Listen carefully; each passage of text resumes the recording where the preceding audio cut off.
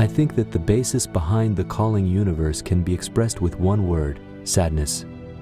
Each of us has different triggers that generate sadness. Damage to each of us, regardless of its magnitude, leaves a scar on our souls. Those scars accumulate to an inescapable emotion that is directed outward, as well as building up to such an extent that it envelops our whole personality at times.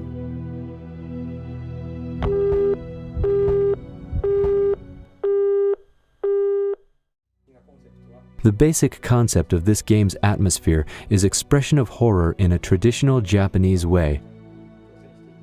The developers at Hudson first looked to our surroundings for clues as to how to formally approach the horror genre, looking for everyday things that would express the very mysterious world of fear.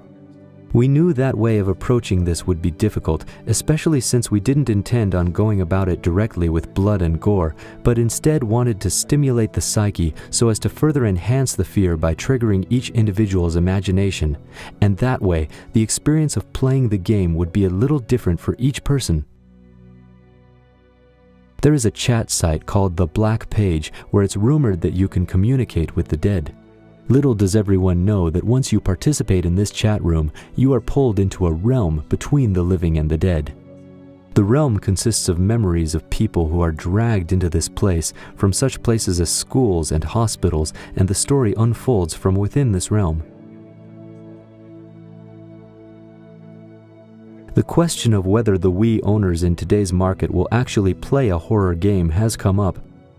But I have to say, this is a real opportunity for us to present the wide Wii audience with a totally new creation and an experience unlike any other on the platform.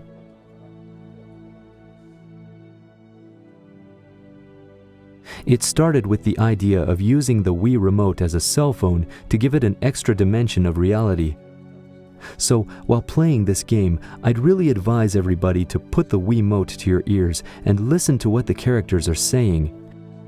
Whether it's your companion's advice or a pleading for life from a gruesome spirit, various voices will play with your senses. Using the phone, which is a key item within this realm and in the game, people will attempt to solve the mysteries behind this strange world and ultimately escape from it. There is a main character to the overall story, but when you're playing the game, you are a different person in each chapter. And by experiencing each person's perspective, the thrill of solving the mystery becomes more complex, more interesting, so all the characters are essential. Our initial thought was to make a Japanese horror type of atmosphere that's situated in an everyday environment. We wanted to express the kind of fear and fearful atmosphere that lurks in the corners of any familiar neighborhood.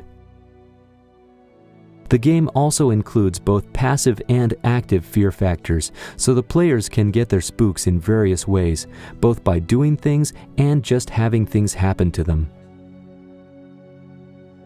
Western horrors tend to put their focus on portraying graphic images or expressing horrible acts, whereas the direction that we're aiming for is the scare factor built much more on tapping the senses and psychology and the imagination of the individual.